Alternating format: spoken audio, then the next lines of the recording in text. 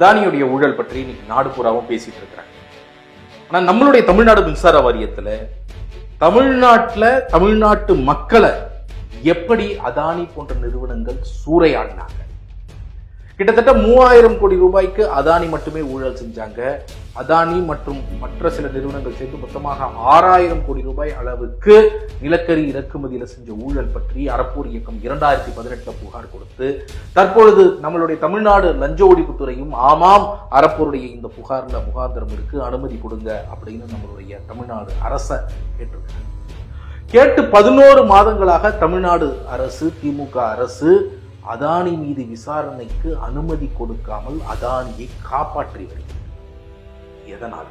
இததான் இந்த வீடியோல பார்க்க போறோம்.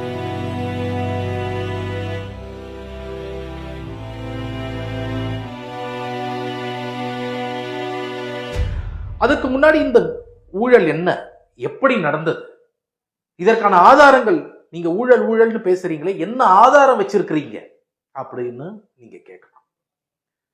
2012 முதல் 2016 வரை நம்மளுடைய தமிழ்நாடு மின்சார வாரியத்துல கிட்டத்தட்ட 2.44 கோடி மெட்ரிக் டன் நிலக்கரி இறக்குமதி செய்யப்பட்டது. எதுக்கு இந்த நிலக்கரி இறக்குமதி செய்யறாங்க? அதிமுக ஆட்சி காலத்துல அந்த 2012 முதல் 16 வரை இறக்குமதி செய்யப்பட்ட இந்த நிலக்கரி எதுக்காக அப்படின்னா, அனல் மின் நிலையங்கள், உங்களுக்கு தெரியும், உங்க வீட்டுக்கு இன்னைக்கு கரண்ட் வருதுன்னா நம்மளுடைய மின்சார வாரியம் சப்ளை பண்றாங்க, டான்ஜெட்கோன்னு சொல்றோம். இப்ப இவங்க 1/3 மின்சாரத்தை அவங்களுடைய அனல் மின் நிலையங்கள்ல இருந்து தயாரிக்கிறாங்க. இப்ப மேட்டூர் ஆகட்டும், நார்த் சென்னை ஆகட்டும், இந்த தயாரிக்கக்கூடிய அந்த மின்சாரத்திற்கு தேவையானது நிலக்கரி. அந்த நிலக்கரியில பாதிக்கு பாதி நிலக்கரிய வெளிநாடுகளிலிருந்து இறக்குமதி செஞ்சாங்க. அந்த இறக்குமதி செய்த டெண்டர்கள்ல தான் இந்த மிகப்பெரிய ஊழல் நடக்குது. 2012 இந்த டெண்டர்கள் போடப்படும் பொழுது என்ன பண்றாங்கன்னா, முதல்ல டெண்டர் கண்டிஷன்லயே ஒரு 100 கோடி ரூபாய் 150 கோடி ரூபாய்க்கு டெண்டர் போடுறாங்கன்னா 1000 கோடி ரூபாய் அளவிற்கு டர்ன் ஓவர் இருக்கக்கூடியவர்கள் தான் பங்கெடுக்க முடியும். எதுக்காக? ஏனென்றால் அதானி மற்றும் இன்னொரு 2-3 நிறுவனங்கள் இவங்க மட்டும்தான் பங்கெடுக்க முடியக்கூடிய அளவுல கண்டிஷனை வைக்கிறாங்க. இதற்கான ரொம்ப முக்கியமான காரணம் என்னன்னா, அப்பதான் கூட்டு சதி செய்ய முடியும். நிறைய பேர் அலோவ் பண்ணி காம்படிஷன் அலோவ் பண்ணீங்கன்னா கூட்டு சதி நடக்காது, சந்தை மதிப்புக்கு வாங்க முடியும். ஆனால் இவர்கள் என்ன பண்றாங்க, சந்தை மதிப்பிற்கு வாங்காம சந்தை மதிப்பை விட ஒவ்வொரு மெட்ரிக் டன்னும் $20 அதிகமாக வாங்குறாங்க. எப்படி சார் சொல்றீங்க $20 அதிகமாக வாங்குறாங்கன்னு அப்படின்னு கேட்டீங்கன்னா, அதற்கான ஆதாரங்களை அறப்போர் இயக்கம் தகவல் அறியும் உரிமை சட்டம் மூலமாக தமிழ்நாடு மின்சார வாரியத்திலிருந்து வாங்குறோம். என்ன வாங்குறோம்? டெண்டர் ஆவணங்கள், பர்ச்சேஸ் ஆர்டர், எந்த காலகட்டத்தில் டெண்டர் போடப்பட்டது, எப்பொழுது பர்ச்சேஸ் ஆர்டர் கொடுத்திருக்கிறாங்க, என்ன மார்க்கெட் ரேட் அந்த தேதிகள் எல்லாம் அப்படிங்கிறதெல்லாம் பார்க்கணும். எப்படி சந்தை மதிப்பை நீங்க நிர்ணயம் பண்றீங்க? 2 வழிகள். ஒன்னு, இந்தோனேஷியா அரசாங்கமே மாதா மாதம் அவங்களுடைய இடத்துல இருந்து வரக்கூடிய நிலக்கரிக்கு, எக்ஸ்போர்ட் ஆகக்கூடிய நிலக்கரிக்கு ரீட்டைல் பிரைஸ் என்ன அப்படிங்கறத பப்ளிஷ் பண்றாங்க.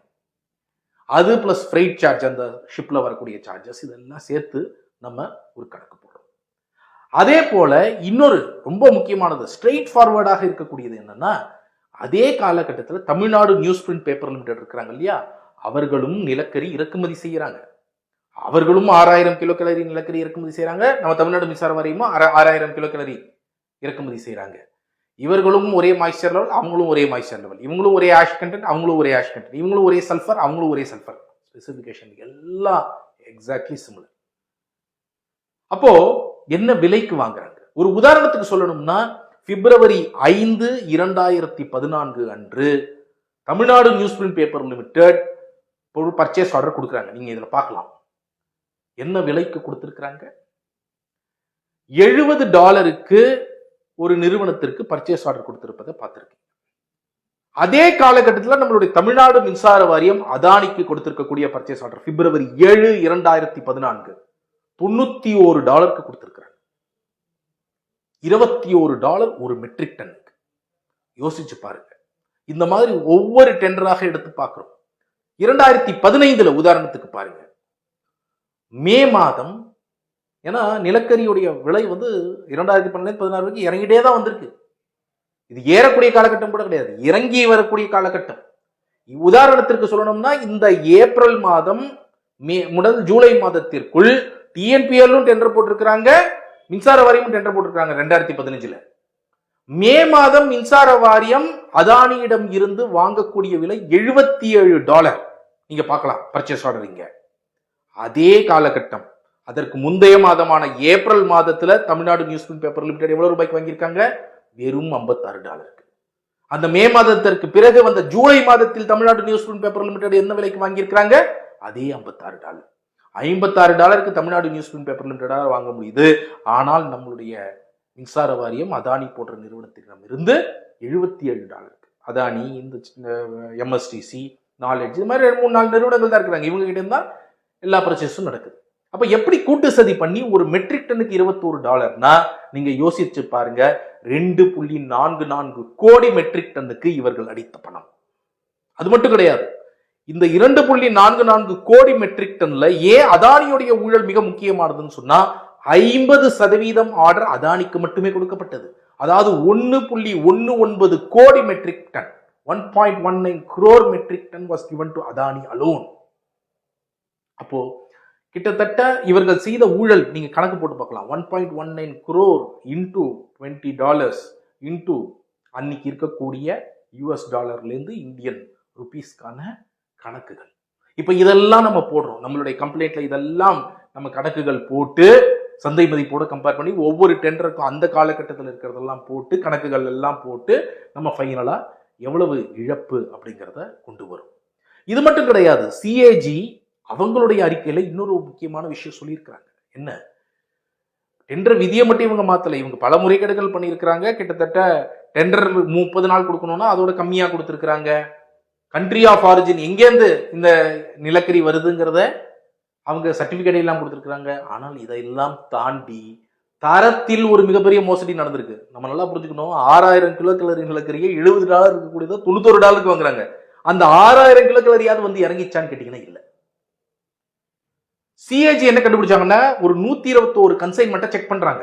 கஸ்டம்ஸும் அந்த கன்சைன்மெண்ட்டை செக் பண்ணிருக்காங்க. அதே கன்சைன்மெண்ட்டுக்கு நம்மளுடைய மின்சார வாரியம் 6000 கிலோ கலரி வந்திருக்குன்னு சர்டிபிகேட் வைக்கிறாங்க. ஆனா கஸ்டம்ஸ்ல 4500 கிலோ கலரி தான் இருக்கு. அப்ப இந்த மாதிரி 121 கன்சைன்மெண்ட்ல எவ்வளவு குறையுது, எவ்வளவு பெரிய கேப் இருக்கு. அப்ப இத என்ன பண்ணிருக்காங்க? $70 வாங்க வேண்டிய 6000 கிலோ கலரிக்கு $91 கொடுத்தது மட்டும் கிடையாது. அது 6000 கிலோ கலரியும் வரல, 4500 இல்ல 5000 கிலோ கலரி தான் வந்து சேர்ந்திருக்கு. அப்போ எந்த அளவுக்கு கொள்ளடிச்சிருக்காங்க அப்படிங்கறத நீங்க புரிஞ்சுக்கலாம். இதில் 1/3 கன்சைன்மெண்டில் மட்டும் 814 கோடி ரூபாய் இழப்பு ஏற்பட்டிருக்கிறது அப்படின்னு சொல்லிட்டு சிஏஜி அறிக்கை சொல்லுது. அப்போ ஒட்டுமொத்த கன்சைன்மெண்ட்டுக்கு அது ஒரு 2400 கோடி ரூபாய். நீங்க 1/3 கன்சைன்மெண்ட்டை மட்டும் செக் பண்ணியிருக்கிறாங்க. ஸோ நீங்க ஒட்டுமொத்தமா பார்த்தீங்கன்னா அது ஒரு 2400 கோடி ரூபாய்.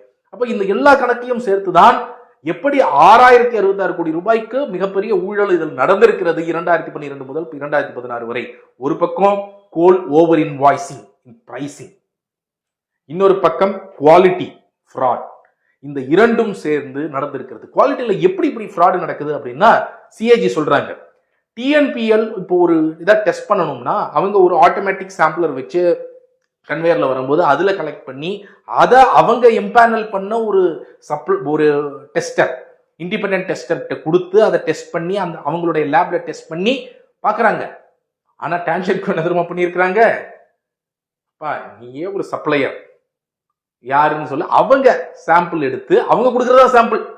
எப்படி அவங்க நல்ல சாம்பிளுக்கு மட்டும் 6000 கிலோ கலரி கொடுத்துருது, ஷிப்ல வருது வேற, அதுல 6000 கிலோ கொடுத்து அதை மட்டும் டெஸ்ட் பண்ற மாதிரி காமிச்சு சர்டிபிகேட் உள்ள வச்சிருக்கிறது. அப்ப இந்த மாதிரியான ஒரு மோசடியையும் செய்திருக்கிறார்கள். நாம நாளைக்கே அதானியை குற்றவாளி என்று சொல்ல கேட்கல, நாளைக்கே இந்த மின்சார வாரிய ஊழியர்களை குற்றவாளி அப்படின்னு அறிவிக்க சொல்லல, நாளைக்கே அப்போதைய ஐஏஎஸ் அதிகாரி ஞானதேசிகன் போன்றவர்களை குற்றவாளின்னு சொல்லல. நாம என்ன சொல்றோம்? அப்பொழுது இருந்த அதிமுக அமைச்சர் நத்தம் விஸ்வநாதன் முதல் அப்பொழுது இருந்த ஐஏஎஸ் அதிகாரி ஞானதேசிகன் முதல் அதானி இன்னும் சில நிறுவனங்கள் இந்த பொது ஊழியர்கள் எல்லாருமேலும் விசாரணை நடத்துங்க. ஒரு எஃப்ஐஆர் போட்டு, ஒரு அப்பியரன்ஸ் ஆஃப் காக்னிசபிள் அஃபென்ஸ் இருந்தாலே ஒரு எஃப்ஐஆர் போட்டு விசாரிக்க வேண்டும் என்பது சட்டம். ஆனால் இவ்வளவு தெளிவான ஆதாரங்கள் இருந்து கூட ஒரு எஃப்ஐஆர் கூட போட மாட்டேங்கிறீங்கன்னா என்ன அர்த்தம்? 2018 கொடுக்குறோம், சிபிஐல கொடுக்குறோம், லஞ்ச ஒழிப்பு துறையில கொடுக்குறோம். சிபிஐ சொல்றாங்க சார் இது அதானி உங்களுக்கே தெரியும், மோடியோடைய நண்பர், வாய்ப்பே கிடையாது, இங்கெல்லாம் அப்படின்னு அவங்க சொல்லிட்டாங்க போறாங்க. ஆனால் அதுக்கப்புறம் அங்கே போகிறது அவங்க ஸ்டேட்ல இது ஸ்டேட் சப்ஜெக்ட் சொல்லி ஒதுக்கிடுவாங்க சார். நான் சொன்னேன் நாடு பூராவும் இது ஒரு இடத்துல நடக்கல. டிஆர்ஐ என்ன கண்டுபிடிக்கிறாங்க, இது பல மாநிலங்களில் நடந்திருக்குங்கிறது டிஆர்ஐ உடைய ஒரு ரிப்போர்ட்டும் சொல்லுது. அப்ப இது பல மாநிலங்களில் நடந்திருக்கு அப்படின்றேன். இல்ல வாய்ப்பே இல்லைங்க, நீங்க ஸ்டேட்ல வேணா ட்ரை பண்ணி பாருங்கன்றாங்க. மாநிலத்தில் லஞ்ச ஒழிப்புத்துறை, ஏன்னா இது மின்சார வாரியம், நம்மளுடைய தமிழ்நாடு மின்சார வாரியத்தில் நடக்குது. தமிழ்நாடு லஞ்ச ஒழிப்புத்துறைக்கு நேரடியாக அதிகாரம் இருக்கிறது.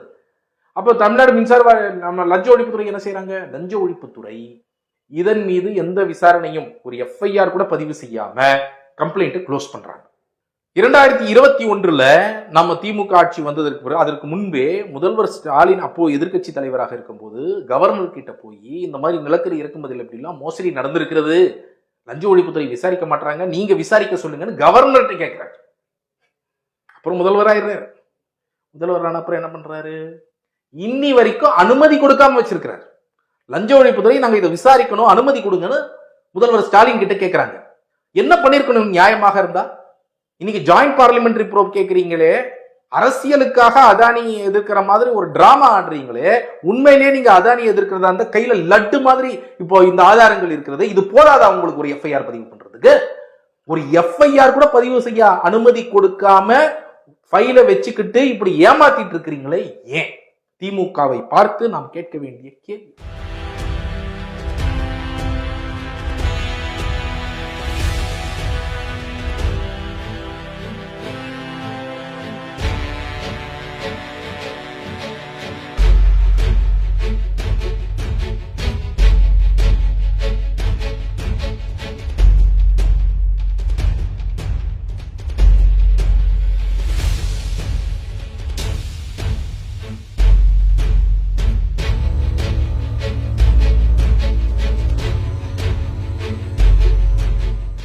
இன்னைக்கு பாஜகவும் அதானியும் இந்த ஊழலில் பின்னி பிணைந்திருக்கிறது அப்படிங்கிறது நாடு பூராவும் தெரிந்தது.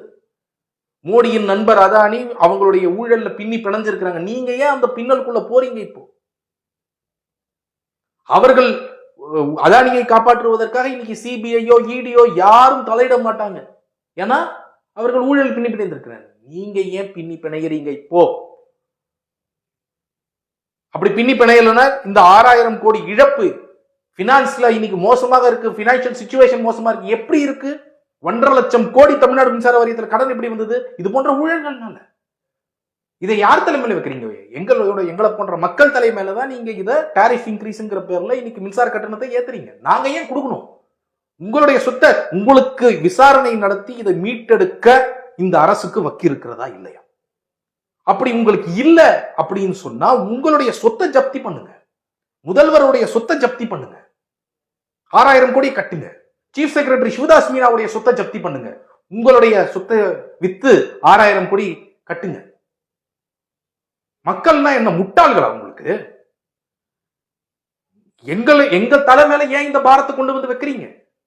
மக்கள் நாம கேட்க வேண்டிய கேள்வி.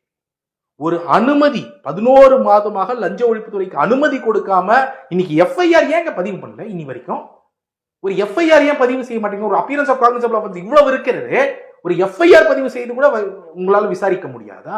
அப்போ நீங்க போடுறதெல்லாம் வேஷமா? கேட்கிறேன் நான். ஏன் கருப்பு பட்டியல்ல சேர்க்கல? மின்சார வாரியத்திலேயாவது நீங்க அதானி போன்றவர்களை கருப்பு பட்டியல்ல சேர்த்திருக்கணுமா இல்லையா? இப்படி ஒரு ஊழல் செய்திருக்கிறார்கள்னு. அப்ப அதெல்லாம் செய்ய மாட்டீங்க. என்ன டீல் போடுறீங்க? அதானியுடன் உங்களுக்கு இருப்பது என்ன டீல் மிஸ்டர் ஸ்டாலின்? அப்படி இல்லைன்னா நீங்க விசாரணை பண்ணுங்க. எவ்வளவு லெட்டர் அனுப்புறது? ஜனவரியில் அமைச்சர், திரும்ப செப்டம்பர்ல அமைச்சிருக்கிறேன், உங்களுக்கு நேரடியாக அனுப்பி இருக்கிறேன் லெட்டர். அப்போ நீங்க இதை எதையுமே அதானியை காப்பாற்றுவதற்காக நாங்க இவ்வளவு பண்ணுவோம் என்ன அர்த்தம்? Why are you playing fraud on the people of Tamil Nadu?